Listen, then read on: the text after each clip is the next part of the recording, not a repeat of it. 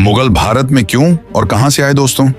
आज हम इतिहास के पन्नों में झांकेंगे और समझेंगे कि मुगल कौन थे, वे भारत क्यों आए और उनका इतिहास आखिर क्या था। यह सिर्फ युद्धों और बादशाहों की दास्तान नहीं है, बल्कि संस्कृति, कला और राजनीति का संगम भी है। मुगल कौन थे और उनकी जड़ें कहां थीं? मुगलों की जड़ें मध्य एशिया, सेंट्रल एशिया में थीं।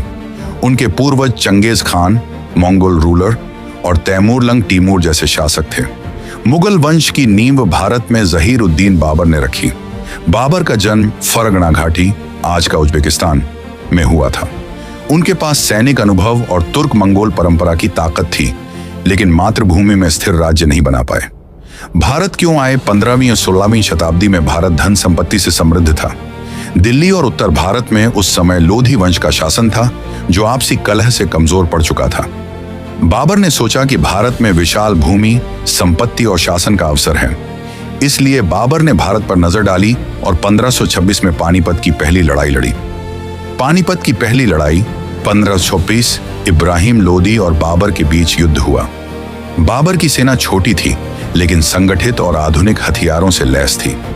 बाबर ने तोपों और बंदूकों का इस्तेमाल किया, जो उस समय भारत में नया था।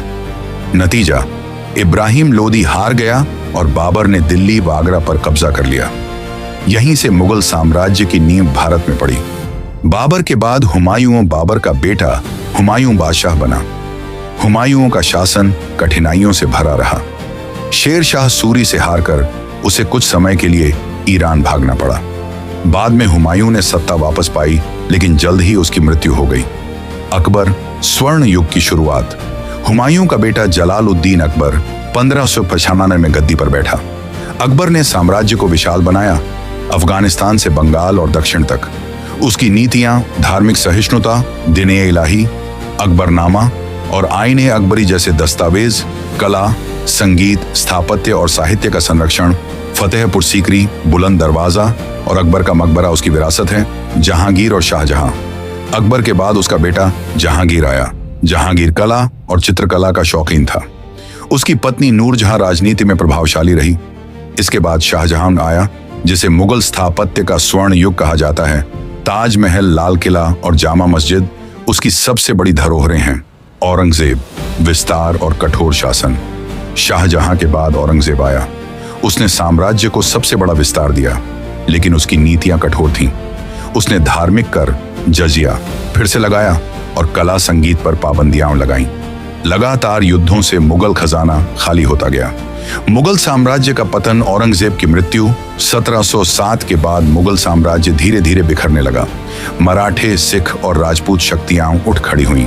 1759 में नादिर शाह ने दिल्ली पर हमला कर तख्त-ए-ताउस और कोहिनूर लूट लिया।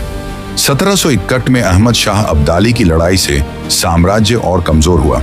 अंत में 1857 की क्रांति के बाद अंग्रेजों ने अंतिम मुगल बादशाह बहादुर शाह जफर को रंगून भेज दिया।